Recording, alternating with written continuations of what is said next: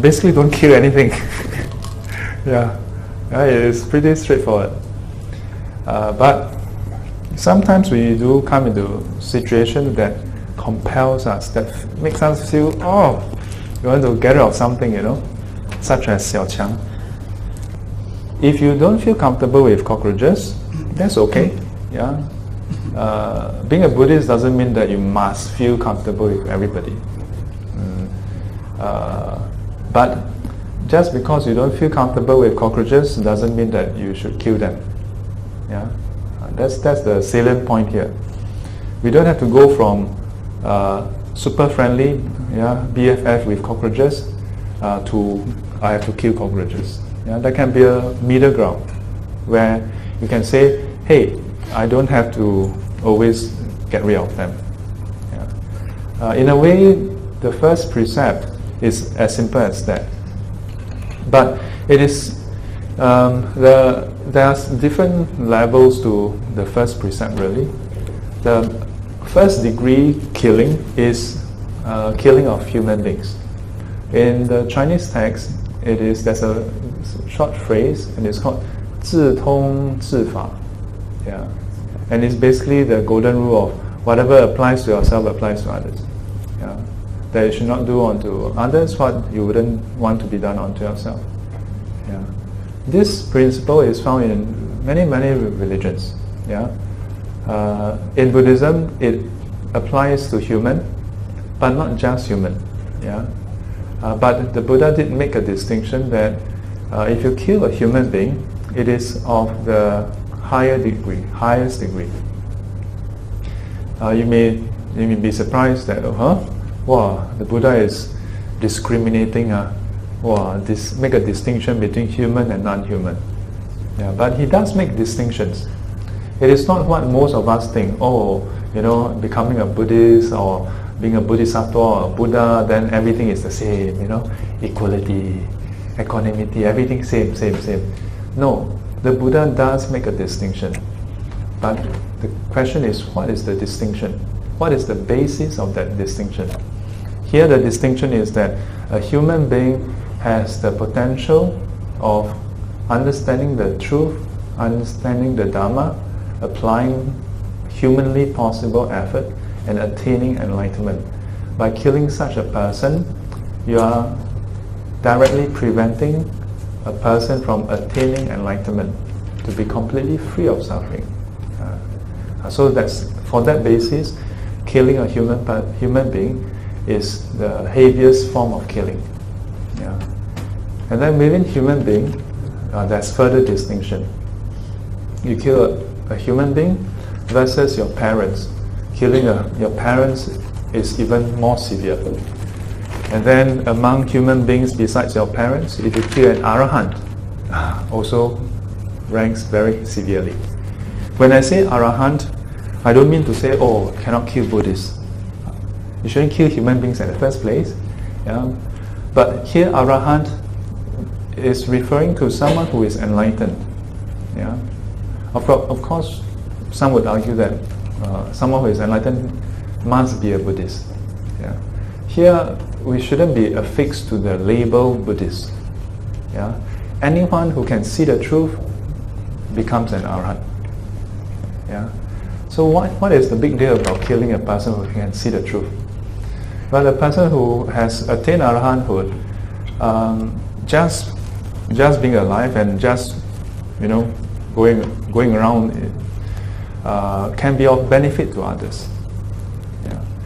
In a couple of suttas, the Buddhas advise those who have attained arahanthood or those who are going to reach arahanthood, he advised them that they should not quickly attain paranibbana. In other words, once you have attained arahanthood, the Buddha advised, do not simply attain arahanthood and then enter paranibbana, but instead stay on. Why? Because for arahants to stay on in samsara, even for a few days or several years, it would be of welfare and benefit to sentient beings. Yeah. When they go on alms and people offer to the arahant, much merit. Yeah, and they are living examples of the truth. So if you kill off a living example of the truth, can you imagine how heavy that is? Yeah. So being killing, there's still this distinction. There are 5 factors to killing, as I mentioned before. The first is that there is a sentient being. Second, perception of sentient being. Third, arising of the intent to kill. Fourth, the actions taken to kill. Fifth, the result, death of the sentient being. Yeah. Only when you fulfill all 5, then you are said to have committed killing, the karma of killing. Yeah. So it's actually, even for cockroaches or others, not so easy to really commit killing. For example, you are in bed, sleeping, and then, the next morning when you wake up, you find that there's blood on your pillow. Yeah? And you find that there's blood on your hand. Yeah. If you wake up with blood on your pillow and blood on your hand, and you turn around and someone is there with blood all over,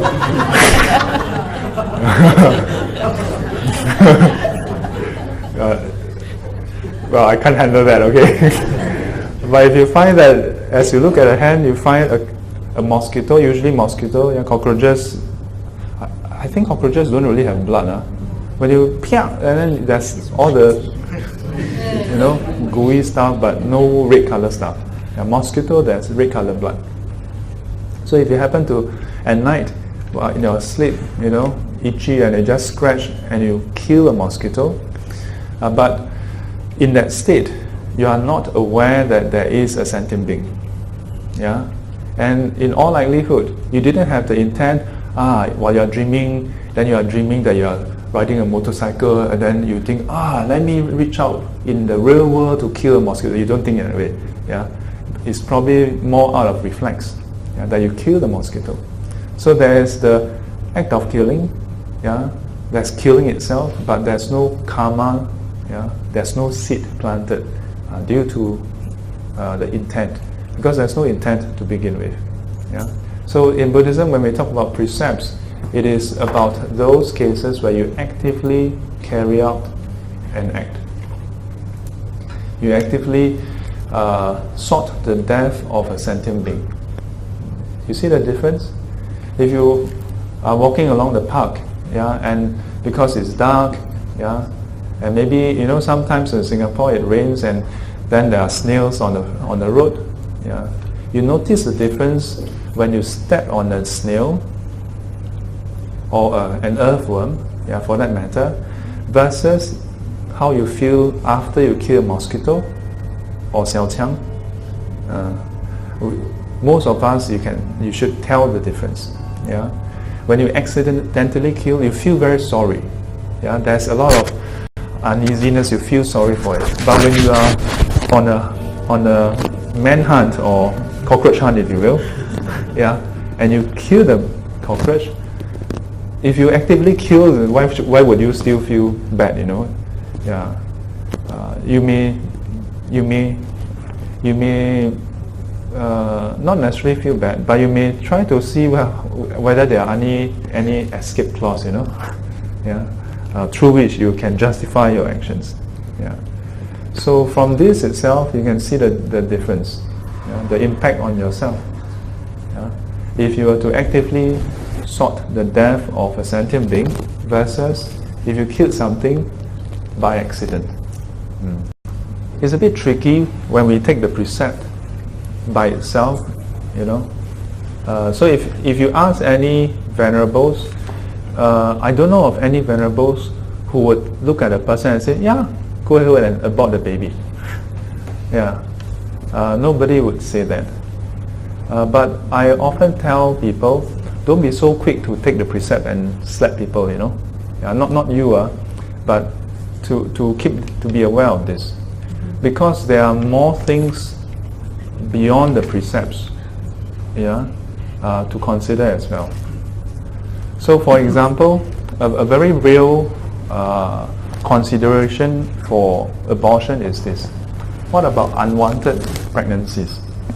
And by unwanted pregnancy is a whole range, Yeah, it's a whole range of circumstances. When we think about unwanted pregnancies, we usually think about teenage pregnancy, wedlock, pregnancy. But what about those that come about due to rape? Yeah, it's trivial for people to write articles or for a monk to say, you shouldn't kill. But I sometimes ask myself, if I'm a girl and I'm pregnant because of rape, would I actually want to keep the baby? You know what I mean? Yeah. So, still, as a monk, I must say that, killing is killing. No alternative to that. Yeah. But there are a lot more considerations. Yeah. Similarly, for euthanasia, where I've counseled families where the family member is on life support. Yeah. When a person is on life support for 1 or 2 months, and then the person wake up and you have a recovery, or even if there's no full recovery, the person is semi-paralyzed, go for therapy, at least the person is, awake. Yeah. But when a person is on life support for 2 months, 3 months, 6 months, up to a year, there are a lot more considerations, such as the financial strain on the family, such as the emotional strain as well. Yeah.